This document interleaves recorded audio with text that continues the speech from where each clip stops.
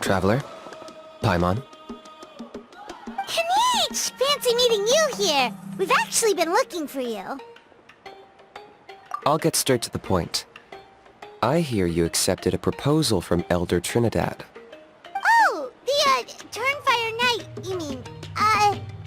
You were still his first choice, it's just... Oh, jeez. It's not what it looks like, promise. Chill, it's cool. I only mention it because there's something you should know. And I suspect Elder Trinidad hasn't been completely forthcoming with you.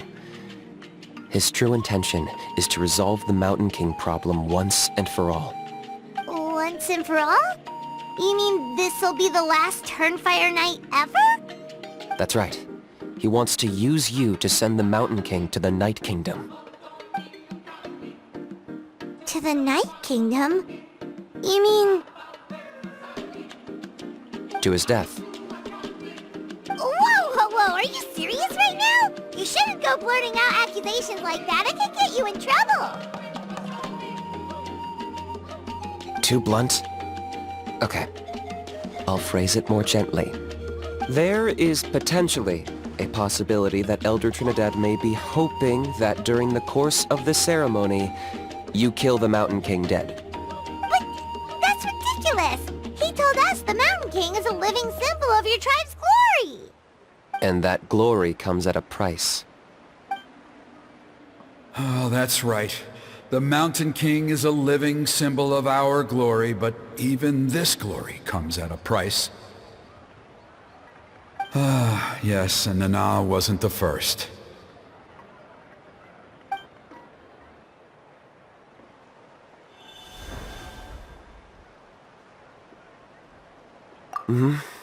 She likely won't be the last to lose her life either. Still, is killing the Mountain King really the only way? It seems so extreme!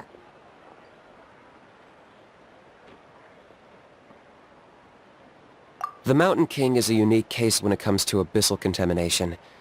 It's eaten away at him for so long that it has consumed him entirely, and the damage is irreversible. That evil power has both driven him insane and kept him alive over the centuries. So, to look at it one way, once it's completely purged from his body, the Mountain King will finally be able to rest in peace. In past ceremonies, we've only purged around half of the abyssal power. This was to strike a balance, to keep him alive, but also keep him asleep. Trinidad didn't say anything about how much power he wanted us to purge, but he did say there were some more details to go over before the ceremony. Then it sounds like you'll know for sure soon enough. If he really asks us to kill the Mountain King, what should we do?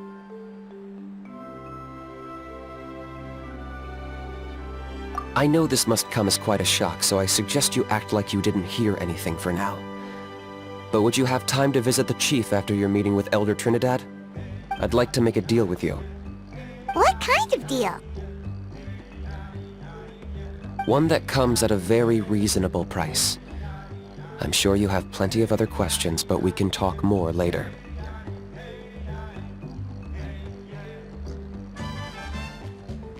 Good. See you soon.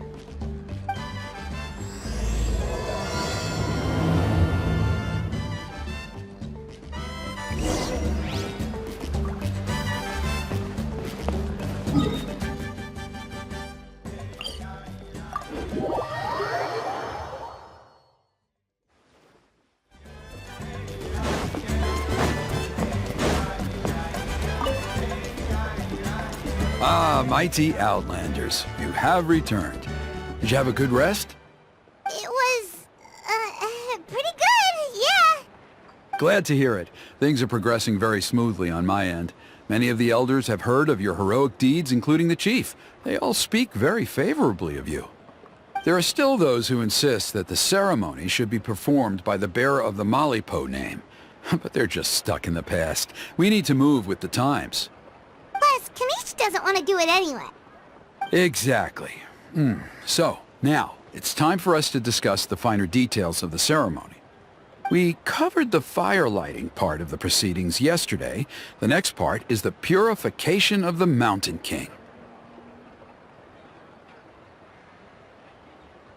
It's quite simple. You just need to use the sacred flame. We've done it plenty of times before, and it's always very routine. I'm sure you won't have any problems. One point I'd like to stress, though, is that you need to burn away as much of the abyssal energy as you possibly can. The more we dispel, the longer the Mountain King will remain asleep. Asleep, huh? Precisely. In previous years, the Flame Bearer has often been unable to dispel a sufficient amount of abyssal energy. That's the only reason why we have to perform the ceremony on a regular basis. But I understand that you have a lot of experience fighting against the Abyss, and you seemed to wield the sacred flame quite effortlessly yesterday. With your help, I'm optimistic this time we can dispel all the remaining abyssal energy from the Mountain King's body, freeing us from this ever-looming threat for many years to come. Traveler? So this doesn't faze you at all, huh? You clearly have a lot of confidence in yourself. That's all you really need to know. The ceremony's in 3 days. I'll come and fetch you when we're ready. In the meantime, feel free to take a look around our settlement. It would mean a lot to the elders if you got to know some of our people. And if you wouldn't mind helping them out with a few errands here and there, that would be even better. So now we have extra errands to run? Maybe we should add a little extra to the price. Just a humble suggestion, that's all. It will help you gain the respect of our people, and as a mighty hero, I truly believe that's what you deserve. I'll be sticking around for the next few days, so if you have any questions, you know where to find me. Seems like Kinich was right. We should go meet up with him right away.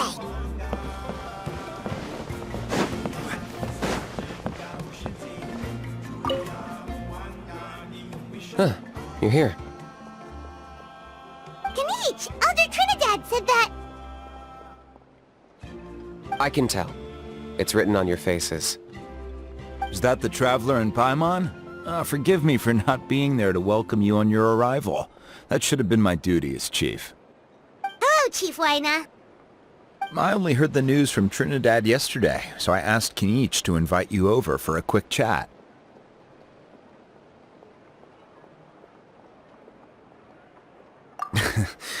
I believe Kinich has already filled you in, so I'll get straight to the point. Firstly, I fully endorse your appointment as flame bearers for the upcoming Turnfire Night. However, I would like to request that you take steps to ensure the Mountain King's safety. Every child of our tribe grows up hearing the tales of our heroes, from Yupanqui the Firebringer to Burkina and the Mountain King who fought against the Abyss. This is our history and our heritage, the source of our pride, and the center of our faith. To kill the Mountain King would be to destroy our spirit. I would never be able to face our ancestors in the Night Kingdom. Nana's death was a great tragedy, and I do not blame Trinidad for the actions he has taken. Nevertheless, I cannot allow any harm to come to the Mountain King. The very roots of our identity are at stake. My honored guests, please give this matter your serious consideration.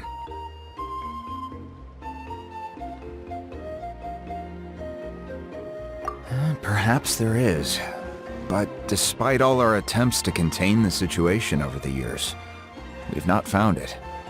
Right now, I should like to hear where you stand on this matter.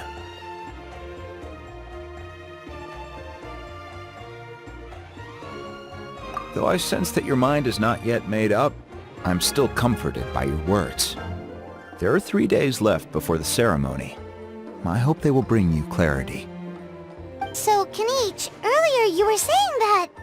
Let's walk and talk. I'll show you around the tribe. That works too. Paimon needs to get some air after this.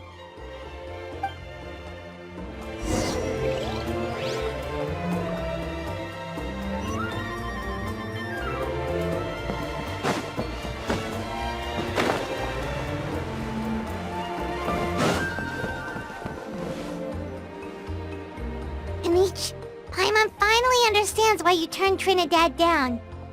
You knew what he was planning, didn't you? That's why you didn't want to be the flame bearer this time, because it's a double-edged sword. The whole Mora thing was just a sneaky excuse. Double-edged sword is right. But my response wasn't merely an excuse. To solve this exceptional problem, an exceptional price must be paid.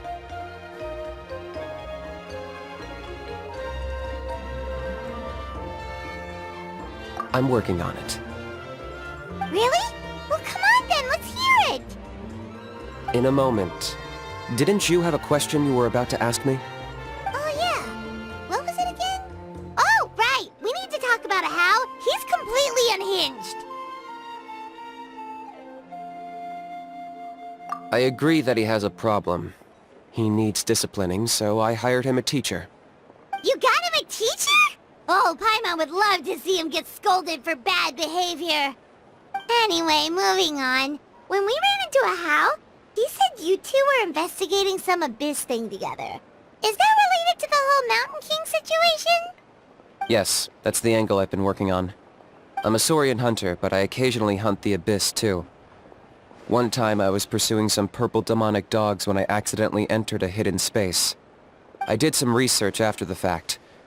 Apparently they're known as beastly rifts, and there are many of them of all different sizes. That's where those purple dogs were coming from. So, if we can locate one of these beastly rifts, clear the monsters out, and move the Mountain King inside, he'd be able to continue living, but without posing a threat to the tribe. Whoa, that sounds kinda crazy. Would it really work? It's not without its risks, of course. There's a lot of unknowns in the equation. For instance, for all we know, a prolonged period inside the rift could make the Mountain King's condition worse. Still, we desperately need something like this, even just as a temporary measure. You've seen the conflict the issue is causing in our tribe for yourselves, and believe me, it's been a long time coming. The chief is adamant about keeping the Mountain King alive, whatever happens. Paimon can understand. It's less about the Mountain King and more about preserving your culture and heritage. Yes, but on the flip side, you've got people like Elder Trinidad, who is more concerned about protecting the people he cares about now and into the future. And he has every right to take that view. It's one thing to try and preserve the last remnants of a glorious past, but making your kin pay the price for it? No one can seriously tell them that's a fair trade. You're right. There's no easy answers here. Let's leave that to one side for a moment and assume we go with your plan. How do you actually intend to find one of these beastly rifts? Because at least in our experience, the dogs open the rifts when they want to attack us, not the other way around. I think I know a way. You have any better ideas? Not at the moment, but it just feels like using the power of the Abyss for our own ends isn't gonna end well. After all, the Abyss is what turned the Mountain King into a monster in the first place. People are gonna think you've lost your marbles. If it doesn't end well, then that's the price we pay. Everything in the world comes at a price. Even when Yupanqui, the Firebringer, stole the Turnfire, it cost him dearly. The Mountain King's erratic outbursts have brought tensions within the tribe to a boiling point. Unless this gets resolved quickly, everyone will be stuck in a stalemate. Alright, so what's this deal you wanted to make with us? We're hardly experts on exploiting abyssal power. All I need you to do is keep people away from me. I'm getting harassed on a daily basis by people trying to convince me to be the flame bearer. I can't afford to waste all my energy dealing with them. If you help me out, there'll be a gift for you in return. Ooh, what kind of gift? Something well worth your while, I'd say. Just keep doing what you've been doing. Integrate yourself with the tribespeople, so everyone comes to terms with the fact that we have a new flame bearer. That way, I won't have an endless stream of people coming to beg me to join the ceremony, and I can focus on finding a way to summon the beastly rift. Then, when the day of the ceremony comes, we'll move the Mountain King into his new home. That sounds pretty crazy. Even for a daredevil like you, that's dangerous. And even if it works, what if neither Chief Lina nor Elder Trinidad are happy with it? Have you thought about what you'd do then? At least the two of them would finally be on the same side of the issue, leaving only me on the opposing side. The tribe needs leaders like them far more than a Saurian hunter for hire like me.